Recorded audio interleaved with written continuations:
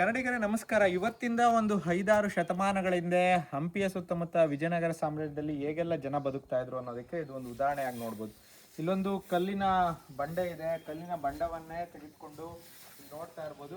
ಅದಕ್ಕೆ ನೀರನ್ನ ಶೇಖರಣೆ ಮಾಡೋದಕ್ಕೆ ಬೇಕಾದಂತ ವ್ಯವಸ್ಥೆ ಮಾಡ್ಕೊಂಡಿದ್ದಾರೆ. ಈವನ್ನು ಜಾಸ್ತಿ ನೀರು ತುಂಬಿಕೊಂಡಾಗ ಆ ನೀರನ್ನ ಹೊರಗಡೆ ಬಿಡೋದಕ್ಕೆ ಕೂಡ ಅಲ್ಲಿ ಹೀಗೆ ಹೇಗೆ ನಾವು ಹಂಗೆ ಸ್ಲೋಪ್ ಮಾಡಿಕೊಂಡು ಜಾಸ್ತಿ ನೀರು ಹೋಗೋದಕ್ಕೂ ಕೂಡ ವ್ಯವಸ್ಥೆ ಮಾಡ್ಕೊಂಡಿದ್ದಾರೆ. ಆಮೇಲೆ ನಿಮಗೆ ಸುತ್ತಮುತ್ತ ನೋಡ್ತಿರ್ಬೋದು, ವಿಜಯನಗರದ ಸಾಮ್ರಾಜ್ಯದ ಸುತ್ತಮುತ್ತಲೂ ಕೂಡ ಕಲ್ಲಿನ ಮಂಟಪಗಳು ಹಲವಾರು ಕಡೆ ಏನು ಸಂತೆ ಥರದ್ದು ಮಂಟಪಗಳು, ಮತ್ತು ಇದು ಹಜಾರ ಈ ಥರದ್ದೆಲ್ಲ ಹೇಳ್ತಾರೆ. ಇದು ವಿಠಲ ದೇವಸ್ಥಾನ ಸುತ್ತಮುತ್ತ ಇರುವಂಥ ಹಜಾರಗಳಲ್ಲಿ ನಿಮ್ಗೆ ಇಲ್ಲಿ ಕುರುಹುಗಳು ಸಿಗುತ್ತೆ. ಏನು ಮಂಟಪಗಳು ಹೇಗಿದ್ವು ಅಂತ ನೀವು ಎಲ್ಲ ಕಡೆ ನೋಡಿದ್ರೆ ಕಲ್ಲುಗಳು ಮಾತ್ರ ನಿಂತಿರುತ್ತೆ. ಆದರೆ ಇಲ್ಲಿ ಆ ಥರ ಇಲ್ಲ. ಕಲ್ಲುಗಳು ನಿಂತಿದ್ದಾದ್ಮೇಲೆ ಅದ್ರ ಮೇಲೆ ಕಲ್ಲಿನ ಇದನ್ನು ಹಾಕಿದ್ದಾರೆ. ಅದ್ರ ಮೇಲೆ ಜಲ್ಲಿ ಕಲ್ಲುಗಳು, ಆಮೇಲೆ ಸುಣ್ಣ, ಹಾಗೆ ಮಣ್ಣು ಮರಳು ಮಿಶ್ರಿತವಾದ ಒಂಥರ ಕಾಂಕ್ರೀಟ್ ರೀತಿಯ ಒಂದು ಇದನ್ನ ಹಾಕಿದ್ದಾರೆ.